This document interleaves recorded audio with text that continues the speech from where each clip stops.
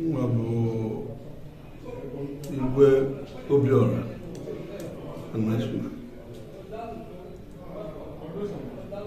Nkwelle-Ezunaka nke ji data Nkwelle-Ezunaka azụ data wee mere Igwe wee chem Igwe Nkwelle-Ezunaka Igwe Orazulunye ịma iji mara mgbe a bụ ogbefe mere Ike ngoyi n'oyi, yes. Nkwelle-Ezunaka asị mba Igwe Orazulunye tata nke bụ eziokwu bụ na ọ rụrụ ebe 3 years ago asị na Nkwelle-Ezunaka enwenye ya onye na-eleba anya ndị na-ama mmiri ka ọ bụrụ ebe ọ bụ na aka n'otegbu aka a na-enwere Igwe Nkwelle ama nwere enye ofu onye ka sisi ka ya azụ ya azụ ka mụrụ ebe abụọ ya ewenye na azọrọ ya azụ a dị mmadụ ise wee bido 3 years ago mesizie mana abụọ drop out for mmadụ ịtọ tinye election na 28 October wee win the election mmadụ ịtọ ASCOM 406, second person now scored 200, third now scored 174. So Nkwelle-Ezunaka gbakwara aka so na ma bido daalụ n'ụbọchị nke taata ka echi ka Igwe kedu ife nwere gwa ndị Nkwelle ndị na-achị ekene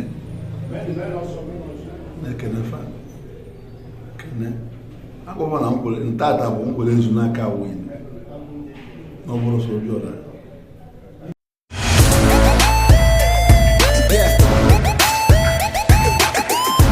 Community was a progressive union, and being the person to produce the Igwe Omenife, one of Nkwelle-Ezunaka, Igwe Orazulunye. Today is my happiest day, and I know the way I'm doing and I'm condoling my community, I know that my senior brother Omenife got to do the best for Nkwelle-Ezunaka in general.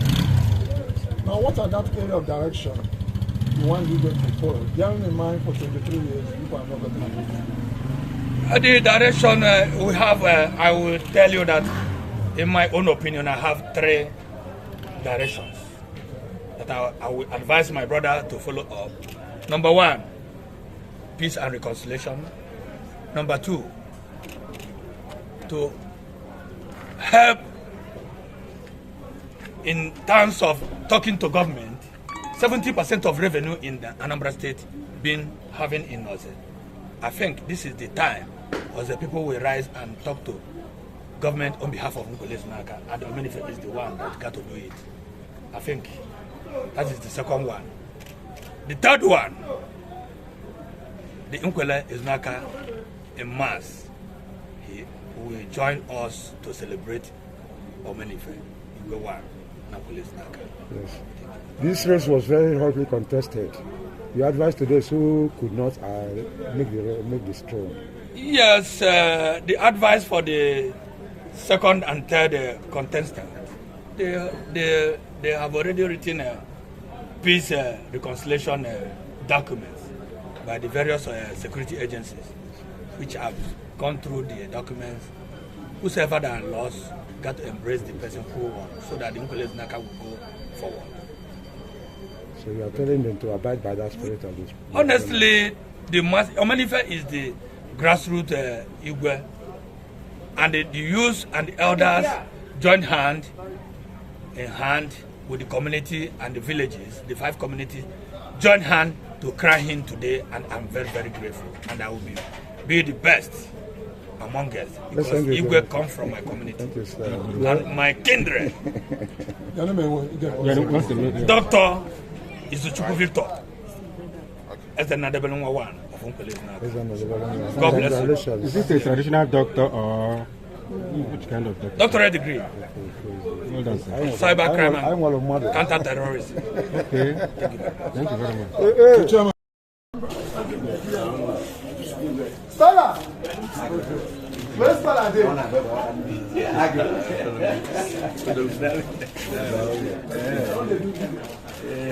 Igwe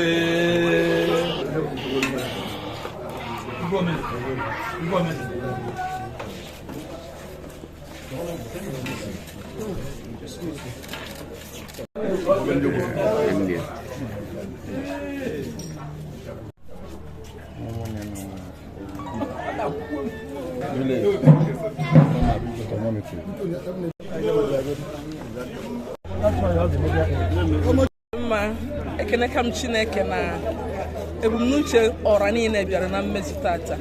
Igwe bụ mmadụ obiọma, omenife ka a kpọrọ ya, ọ bụrụ omenife, bụrụ onye eziokwu, bụrụ onye fụrụ mmadụ ibie n'anya rinne.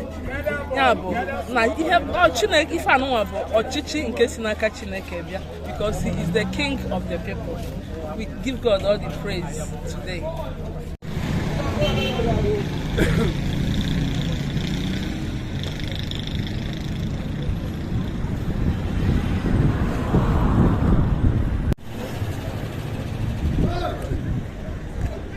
That's right. Yeah, check you. Sound check 1 2. Sound check 1 2. I want you.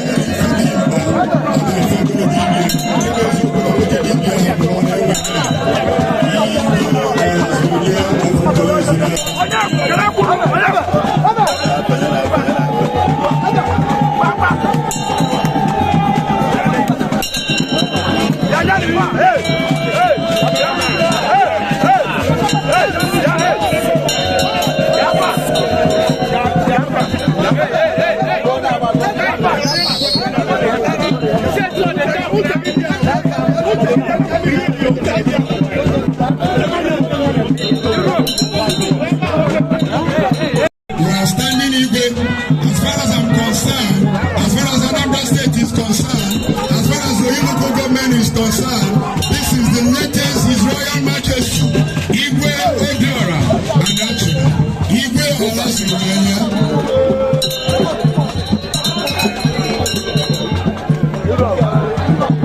We are so grateful for what is happening today.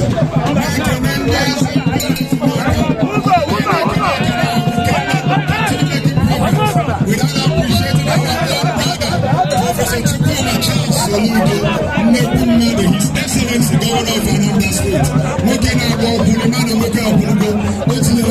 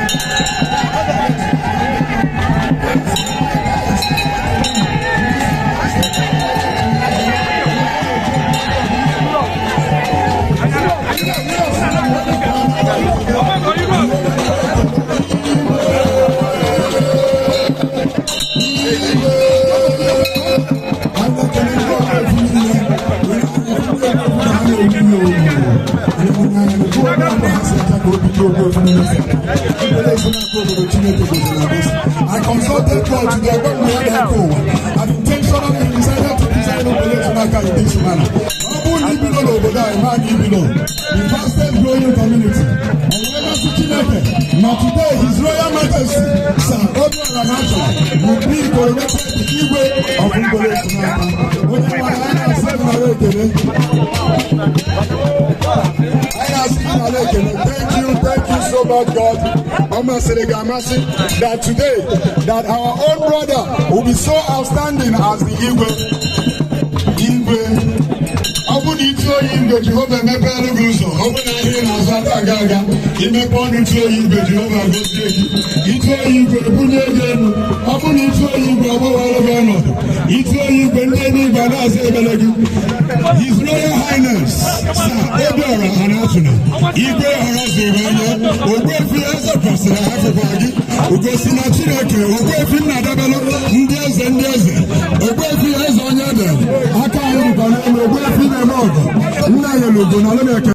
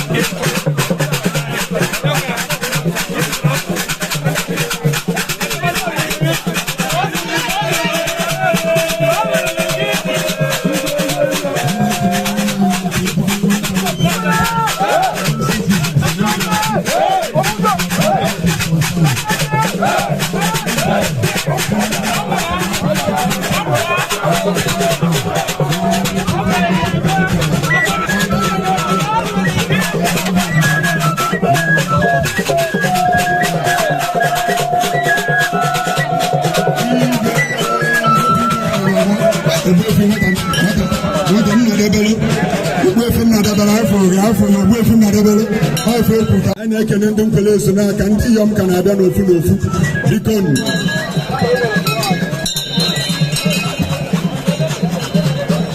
biko ebe ọbụla ị nọ anyị na-ekele gị anyị na-ekele ndị ọga anyị si Igbo okwu wee bịa anyị na-asị unu nnọọ Ichie Umechi dị na-aga anyị na-asị gị nnọọ ezigbo ọga anyị from Igbo ọgọ Igbo ọha mụtara lọọlụ a na-ekwu okwu taa ọ bụ na Igbo ukwu adịrọ agaghị enwe lọọlụ Chinemele Osodieme ịdị ka a chọrọ ya mara m ebe a ga-ebido kpọgide afa wee kwụsị ịgba afa ịnele iyom ịma na-ekele kwuo na ọ ga-abụ nwunye eze anyị na-ekele iyom na-ekele ndị Igbo ukwu niile anyị na-asị na Jehova ga-agọzi unu gozibiga unu oke na-asị ka Chineke nọnyere unu dịka unu na-enwe ọnọdụ na Nkwelle-Ezunaka unu nawa ngozi na Nkwelle-Ezunaka ga-eso unu na-ana Igbo ukwu niile na-anya n'aka nne na-eme na-anya n'aka enye ka unu ma na enwe nwa ụlọ ọzọ tolite unu ga-abata dị na Nkwelle-Ezunaka ọzara zuru onye gị ọla zuru onye gị Igwe Orazulunye na Nkwelle-Ezunaka Igwe Orazulunye na Oyi Igwe Orazulunye na Anambra Igwe Orazulunye na Anambra State Igwe Orazulunye na the whole nation Igwe Orazulunye na United States of America Igwe Orazulunye na Canada na mba ụwa niile gbaa gburugburu Igwe Orazulunye the latest king in town the latest eze in town anyị na-ekene ndị eze na-asị unu daalụ Ogbuefi ọkụ ome ndị mmadụ kpawara ndịkọ wee were ngịga anyị na-asị unu daalụ ka ha na bụ ndị tinyere aka all the men of God the chiefs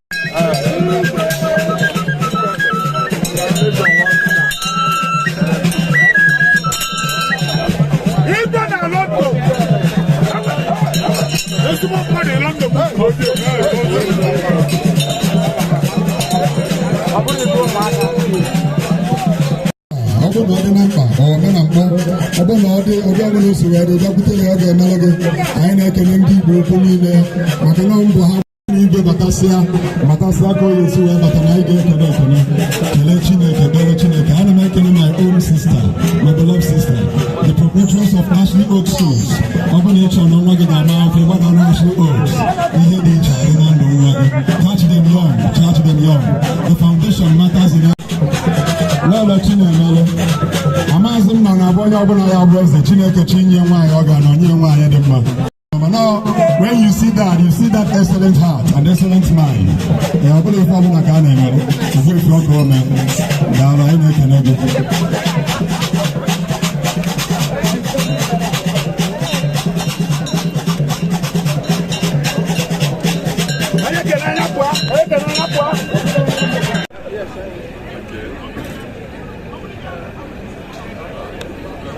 On their person, Abatani came, and the doctor, and the nurse, and wake up for Silver.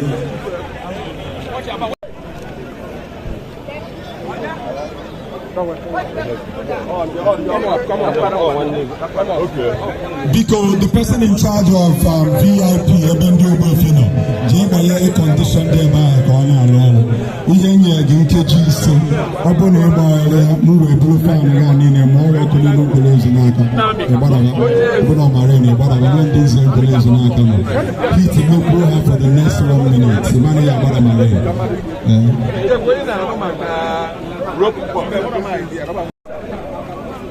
9th century. That was the symbol of Igbo land. Because I was saying about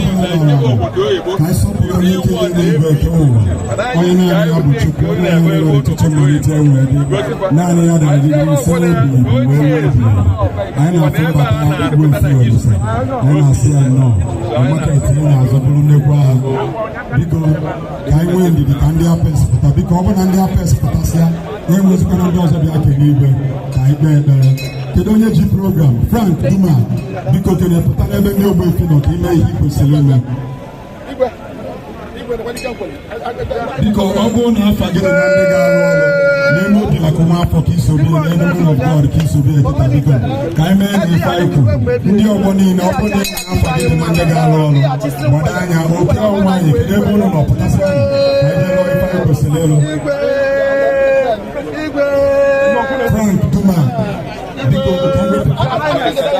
na Jehovah tege mmanụ otego gị mmanụ inene yefu na Jehovah tege mmanụ ebe nọ ụlọtọ biko nọ ka ikpe ekpere ụlọtọ ka ịsọpụrụ Chineke wherever you are biko sọpụrụ Chineke bụ kenele ọtọ nwantịntị oge stand up ka ikpelu Chineke. Todere Chukwu n'ịhọlọrọ ọhụrụ nwananya je ọkpara ya ketọ gbọrọ ndụ ya igbochi meghepụ ụzọ ndụ kọra webata tochoko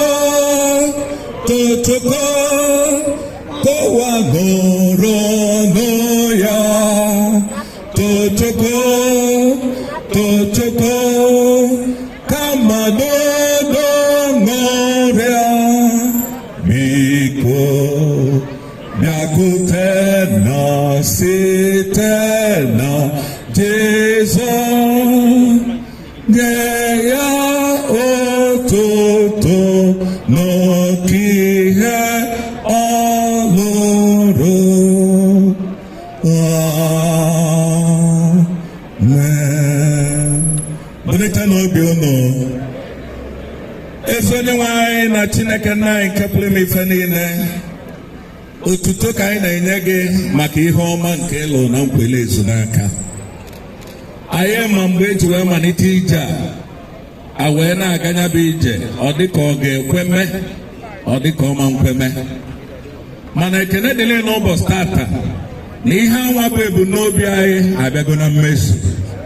Anyị na-asị gị nara ekene n'aha Jizọs, nara ekene n'isi Nkwelle-Ezunaka n'aha Jizọs. Ekpere anyị bụ na inyego anyị obi ajụlụ onwe nke anyị omenife na nwunye ya na ezinụlọ ya nyefe n'aka ndị bụ Chineke. Anyị matara na ife etinye n'aka gị na onwere ife na-eme ya. Anyị na ya amara gị Chineke were ori nwoke a wee lụọ ọbịa na ndị bụ ndị obodo a ihe niile wee na-aga n'iru ka ọṅụ wee jupụtakwa n'obodo a.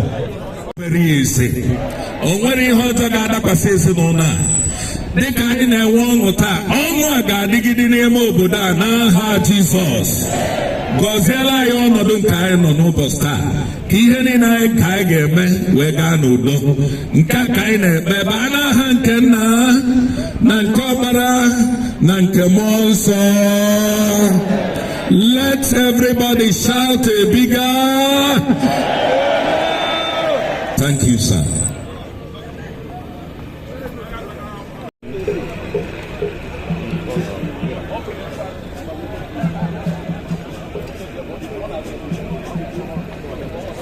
Thank you, Venerable, our own brother, the son of the soil, Venerable Barrister Olabuluchukwu Okoye, Aine Kenege. Asị m ndị na-afụ maka ọchị ka ha gaa n'ihu ịgba mbọ. Mgbe Venerable na-ekpe ekpere, o nwere ihe nche na ọ ga-etinye kama na m fụrụ m otute mmanụ a dị iche, otute mmanụ a dị n'iche n'iche. Ọ bụ na ị jụọ m ife mmanụ ekpe tata, Holy Ghost fire, Holy Ghost fire. Mana nna anyị ukwu malite ikpe ekpere na-ekpe ekpere Jehova gozi. Mgbe m na-ala ụra n'ime abalị, dọkara m ụra, mmegharị anya pụrụ m igwe mana ndị nọ n'ụlọ igwe, onye ekwu na ihe niile zuru. Asị m na onwe ihe ọbụla gbara oke taa, mụ na anụ ndị ilo si m na ya emerigo ndị ilo niile, aka ebisigo ndị ilo niile n'ala. Ọdọ ọgba aka m dị n'ala, gbaa aka ndị ilo dị n'ala. Ha nche niile, bụrụta akụ mgbe na-emetere m aka dị otu ndị ilo n'ala. Ọ bụrụ na ọtụ igwe na-esi na aka dị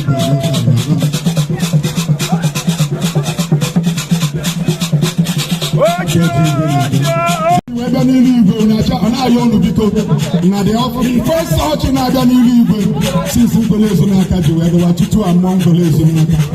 Tata ka a na-ebutela igwe anyị ọjị na-achọ ka anyị ọnwụ biko ndị sekuriti anyị ụnụ dịkwa n'ọjị ahụ, ndị nze ndị ọzọ anyị ụnụ dịsị ya n'ọjị ahụ na-ebutekwala ego ngere ọjị biko nsi bugasị ọjị ka e esi wee buga ọjị bugalụ ndị ogbuefi, bugalụ ndị nze, bugalụ ndị iyom, bugalụ ndị ọgbọ, sibusasị ọjị na tebụl ọbụla biko nụ.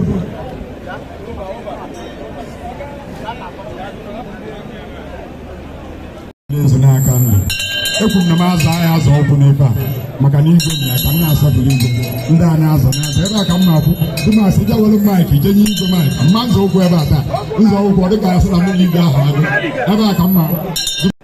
Onye ọbụla were ọchị igwe unu n'ire mmụọ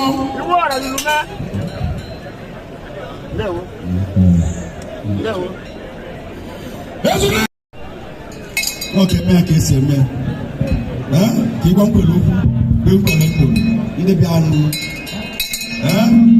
ụnaba ya mụnara ọbịa ha ma ndị na-abịa n'ezi nekwa ọjị nkwere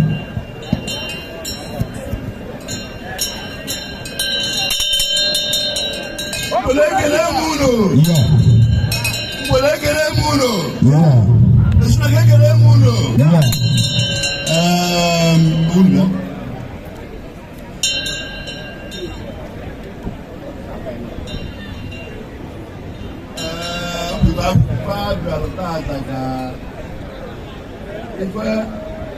for 25 years and then what on the side do I have I do one again on the same room where's the Abba you look at that well for my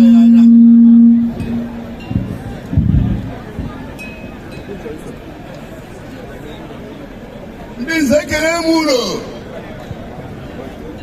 Ndokwe sekere mulo. Ndokwe sekere mulo. Yeah. What am I before me? Microphone na. Oluri gbe kere mulo. Aba sekere mulo.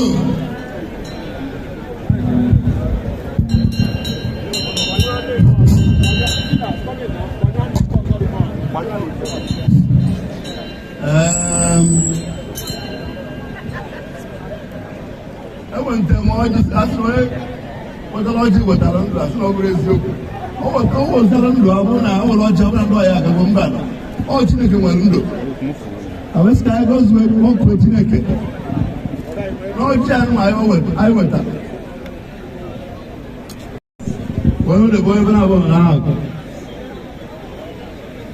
I get what I get Nkwelle-Ezunaka. I said, we do it. Nkwelle-Ezunaka had him. No, Nkwelle-Ezunaka had the woman. Nkwelle-Ezunaka had the woman.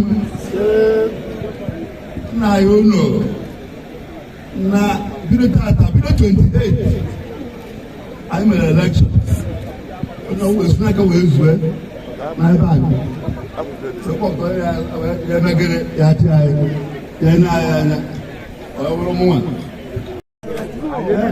Nwoke nwanyị ọganiru anyị na-abịa n'Ezunaka onye bịara Nkwelle-Ezunaka ọrụ ọya abalị ya ọya arụtụgo Igwe eze ụmụaka etu anyị masịrị ebe ndụzara anyị nọ na-arụtụgo anyị ga-azụ ụmụaka anyị nwebụ ụmụ Nkwelle-Ezunaka ndị nọ n'ezi ya arụtụ Igwe begịrị na Nkwelle dozie Nkwelle na Nkwelle-Ezunaka adịgo mma na-ayọ onye ọbụla n'ebe a o were ịhụnanya wee na-ana asụkwọ ọgụ tụfe ọnụ nwere ebe na enwere ndị ọma ndị iche nwere ndị na-amụrụ nna ya wee gbachiri ka ọkwa na nlọ ọkwa na Nkwelle-Ezunaka adịgo mma Igwe wee na-ayọ anyị nọsi ebe a na-ana ọkwa ajọ ọkwa gbọrọ anyị ajụkwa mkpọrọ anyị Olise gburu ụwa anyị tọọ ji a odozi anyị arụ ka Chineke were ebe dị na-agwọ m ya gozie ozi nke a ka anyị taa anya ta ndụ ebe a isi ike site Majesty were nwe anyị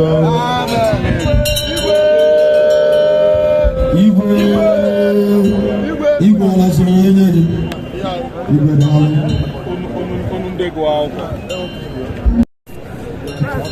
anyị na-ekene His Royal Majesty Igwe na-adịgo mma ị na-asị gị daalụ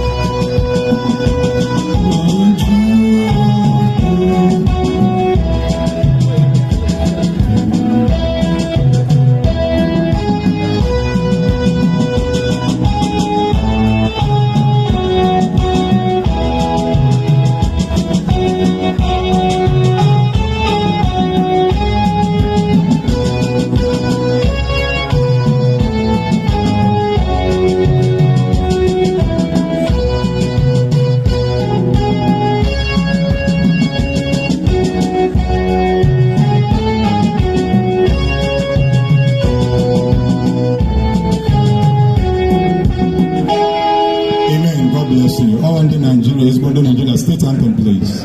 DJ state anthem. Because I know about our own brother, Okulala, Charles, all me to tea nata, yet to mobile very much. Thank you. Because I won't even talk about PG, the Akemana goes to go. Moke, Amu, Moke, Yabulu, Moke, Dogu, my mother. We go away. Nelly Maba, and I.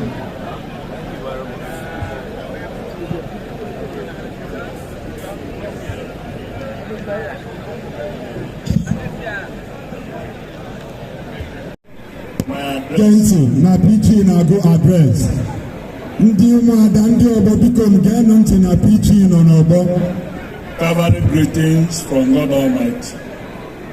I welcome you all, good people of Nkwelle-Ezunaka, representatives of various institutions, government officials, representatives of Council of Anambra Traditional Rulers, Asatu reps, friends, well-wishers of Nkwelle-Ezunaka, etc. to this epic occasion. First of its kind, coronation of Igwe Orazulunye from inception. I'm grateful to God for his goodness, loving kindness, and mercies to Nkwelle-Ezunaka. Brief history of Igwe Nkwelle-Ezunaka. In the history of leadership of Nkwelle-Ezunaka, the hierarchy started with warrant chiefs as ordained by the white government of old, and grew to regent chiefs. An occasion like this is the first to be witnessed by the indigenes from the inception of this blessed community. Motivator. The process that gave birth to this great achievement, this occasion today, is the brainchild of our illustrious son, the general in the army of our Lord Jesus Christ, in the person of Reverend Father Gbooza, who is also the spiritual father of Nkwelle-Ezunaka. He initiated the process of installing the Igwe Nkwelle-Ezunaka and proved the kick-off cost to give some required takeoff speed. Today, that initiatives have become a reality. The process at the time became turbulent, tough, and thoughtful. The God Almighty powered us through. To Him alone be all the glory, honor, and adoration. It's pertinent to mention that in this great feat, every Nkwelle is a winner. No victor, no vanquish. Our Igwe government is all inclusive. Journey so far, we wish to appreciate the rare orthodox contributions of the following: Honorable Are Onyens, former President General of Nkwelle-Ezunaka; Venerable Achukwu Okoye, Reverend Father Akachukwu Ilozwa; Ogbuefi Peter Nweke, former President General of Nkwelle-Ezunaka; Ogbuefi Willie Ayadike; Ogbuefi Chinedu Eluenu; Ogbuefi Ifeanyi Chukwula. Our special thanks goes to the following: Honorable Commissioner for Local Government, Chieftaincy and Community Affairs, Honorable Collins Maburam; the Honorable Transition Committee Chairman, Oyi Local Government Area, Honorable Emmanuel Welker. We wish to honor the following persons for their immense contribution: wisdom application, awesome situation management, and display of undiluted love for Nkwelle-Ezunaka.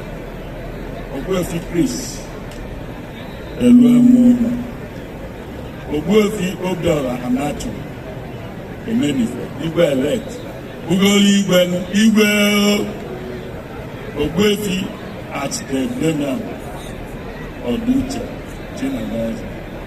The screening committee, the electoral committee, ably headed by Chief Sir Okechukwu, Igwe Nkwelle-Ezunaka, the think tank organization Nkwelle-Ezunaka, the Nkwelle-Ezunaka Union Executive. Conclusion. In conclusion, then, I wish to express my profound gratitude to you all for making this first of its kind occasion a memorable one. Thank you again for all the support we had enjoyed from your good offices. May the great and mighty God bless you also. In Jesus' name, amen. Thank you very much.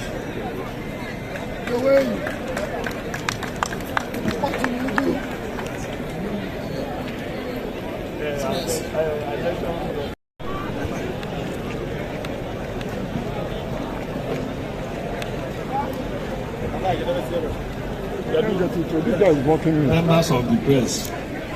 Excuse me.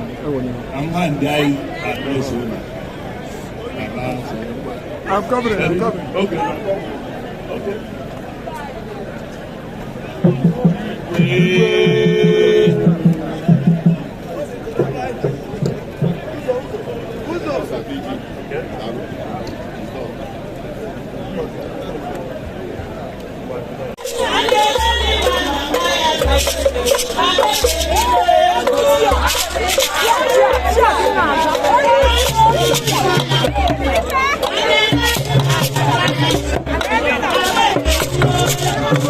you.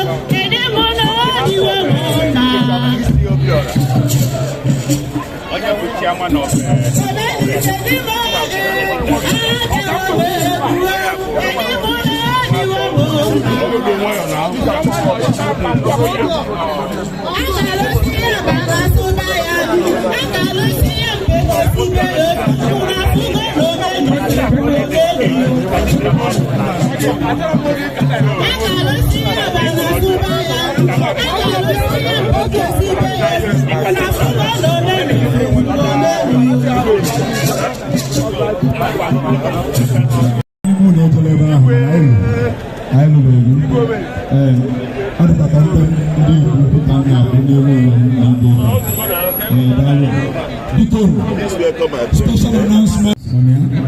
Onye die bini n'aha Jesus. He die bini n'aha Jesus. And nurses and lab scientists not saying their names. Biki Bagote and then I'll get man up also and I guess check all your vital signs. How I'll get you Pesiliman and keep Pesiliman. But also religion. Ibulus of that Ibolano Bozana Milioma.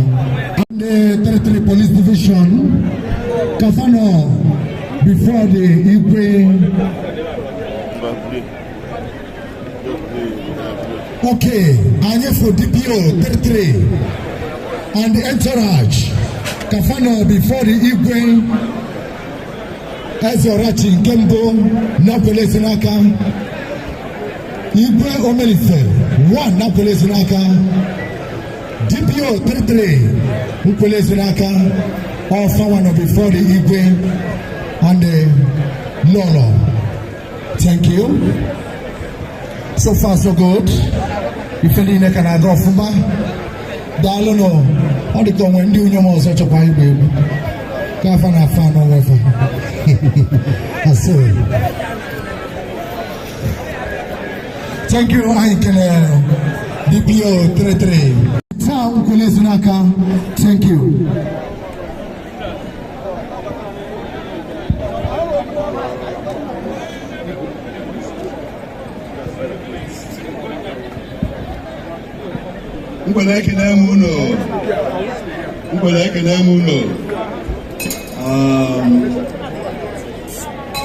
This is my speech.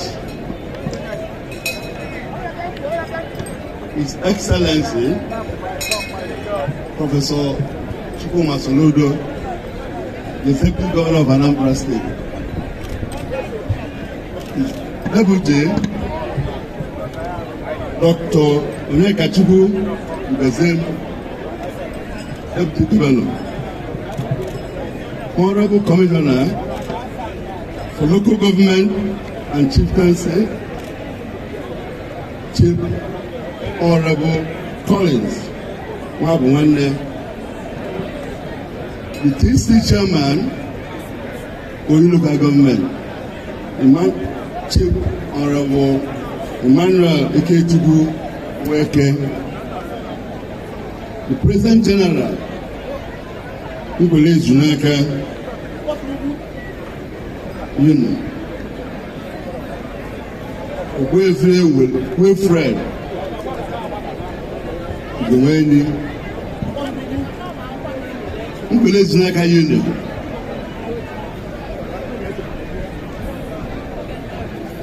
the Vicar Reverend Fathers and Sisters of Church here present,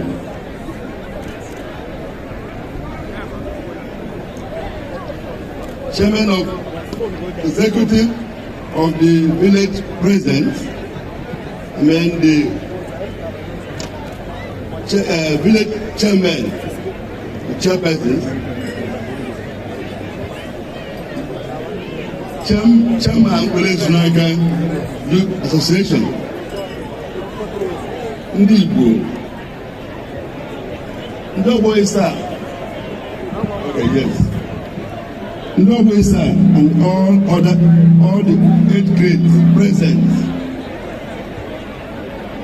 invited guests of honor, ladies and gentlemen, I give all the praises to the God and the Father of our Master, Jesus, who chose me before the foundation of the earth to be His delight.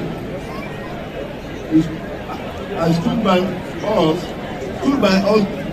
during the electoral process. May His name be praised forever. I want to appreciate Nkwelle-Ezunaka Union for their effort in ensuring that the right things are done for the progress and development of our dear town.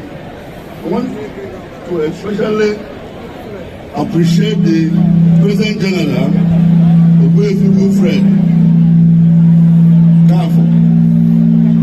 for the time saved in his and not to forget levels of our law.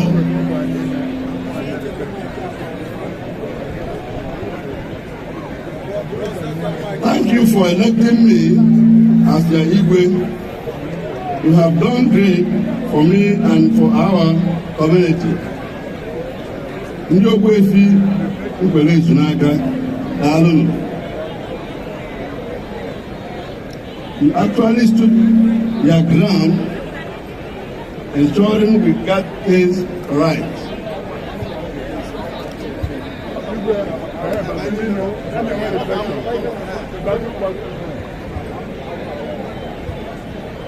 The election has come and gone.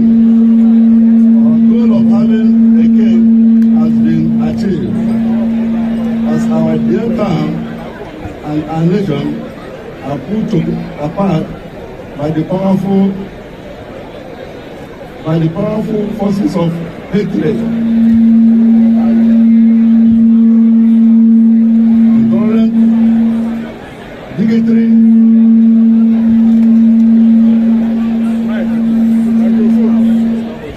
ignorance, selfishness, and greed. We must unite as a people in order to overcome.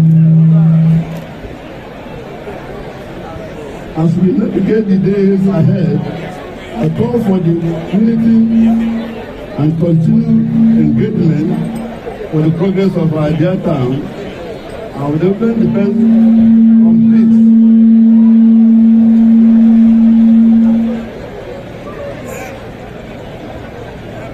It is our collective responsibility to ensure that our neighborhood enemy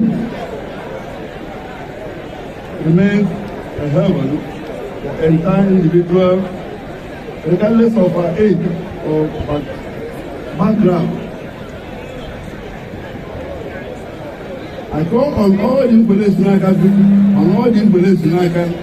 especially village leaders, to take full responsibility in promoting security at all levels. This we must do by conquering our tradition and culture, language, and commonly held values. Ndị Nkwelle-Ezunaka,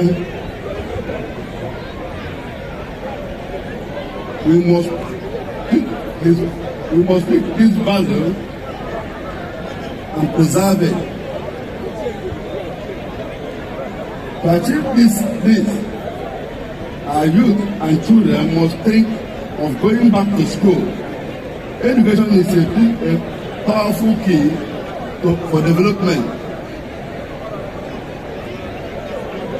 Those who get education have more opportunity in their life and tend to be healthier. Society with high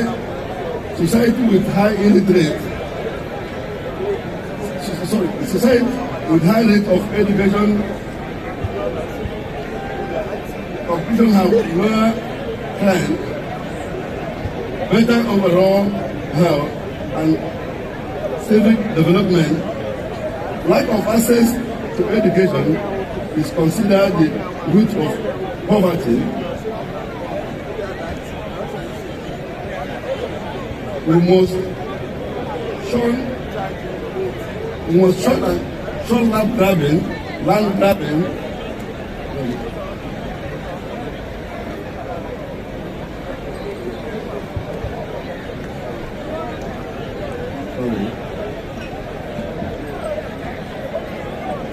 We must shun land grabbing and criminality and make plans to enlighten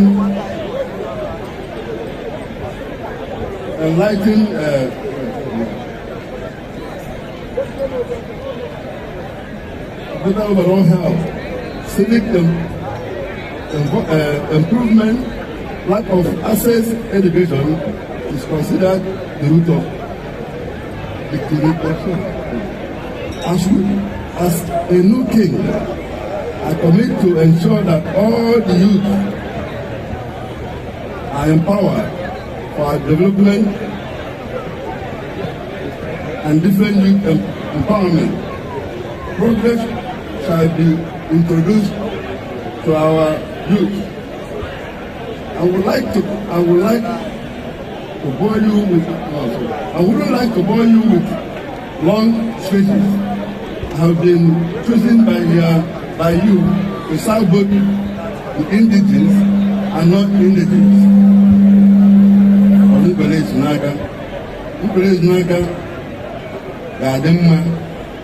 Igwe Orazulunye adịgo mma.